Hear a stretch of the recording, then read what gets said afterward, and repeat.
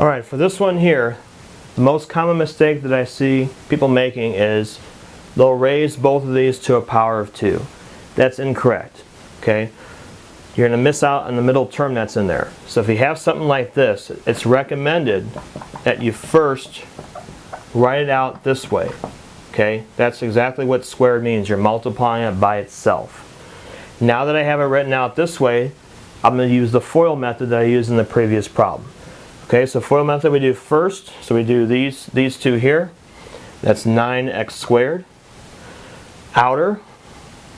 Okay, now when I do outer, I have a -6, but I have two different variables there.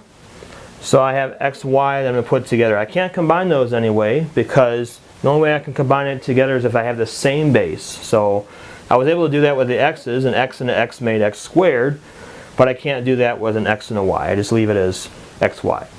Then I do the inner terms. That's another -6 xy. And I do the last. -2 and -2 is +4.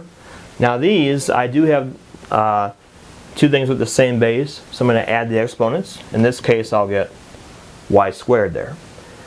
The last thing I'll do is combine like terms together. I have -6 and a -6 gives me -12 xy. And then I have plus 4y squared in the end. That's another like term on that. So this would be your final answer. Notice that if I were just to square the first one and square the second one, what would happen is I would not have the middle term and it would be wrong. So again, when you have a square, make sure you write it out this way first and then FOIL it afterwards to get the correct answer.